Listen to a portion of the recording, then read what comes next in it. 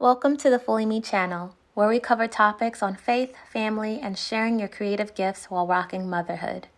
My name is Giselle, and today we'll be talking about grief. Do you know what it is? There are many well-known definitions and explanations of grief.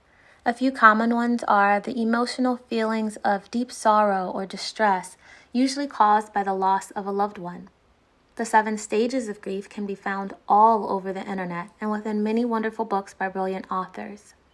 The 7 stages highlighted are shock or disbelief, denial, bargaining, guilt, anger, depression, and acceptance or hope. It's important to know that these stages are not necessarily linear, meaning that they have to happen in the same way they were listed here. Anger may come first, followed by shock, and then bargaining, etc. We each, as unique individuals, are different, and because of that, the way we experience the world will be different, and so will the way we experience pain. There are similarities in our sufferings, but they are not exactly the same. And while on this note, I want to encourage you to not judge yourself by someone else's expression of loss or grief, and likewise, do not become judgmental towards someone else for the way that they grieve. We can always ask questions like, what can I do for you? Or, is there some way that I can help? Or, do you need anything? Or just be with them in silence. Maybe hold their hand, listen, and offer a shoulder to cry on. The very things you may find that you are in need of right now. While grief or sadness is contributed primarily to the death of a person, it can also be connected to the death of a pet, the loss of a job, or an important relationship, a physical ability, a terminal diagnosis, maybe the loss or death of a life dream, a significant promise that was broken, the state of cultural and social affairs, racism and prejudice, the rise of war, and the extensive spread of diseases. Even the loss of life as we once knew it due to the recent pandemic that has flooded our world can and has caused a state of grief. Remember, grief is defined as deep sorrow or distress from the loss of someone or something dearly loved. This includes the tangibles and intangibles. One other thing I'd like to share is the effects of grief. As you know, it deals heavily with emotions, but it can also be expressed physically, mentally, and even spiritually.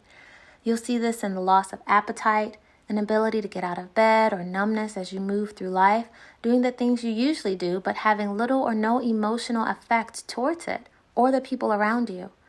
Perhaps there are thoughts of suicide, depression, hopelessness, abandonment of projects and goals once excited about.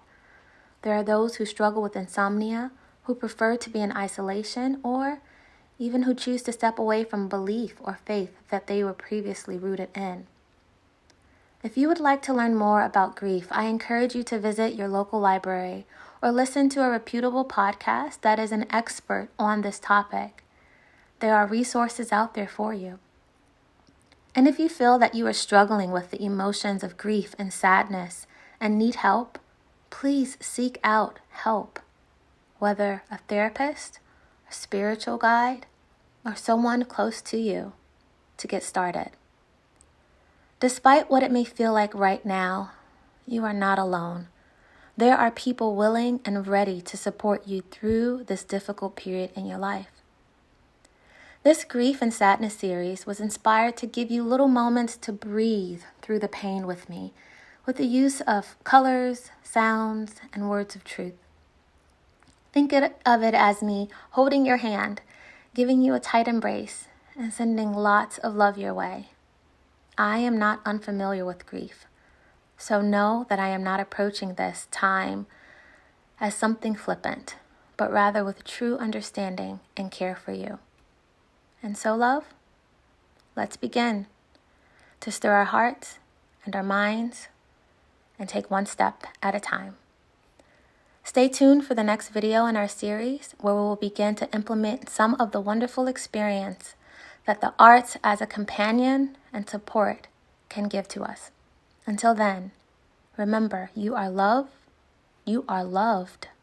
and you are not alone. Share this video with someone you feel it could help, And if it could help you, stay tuned.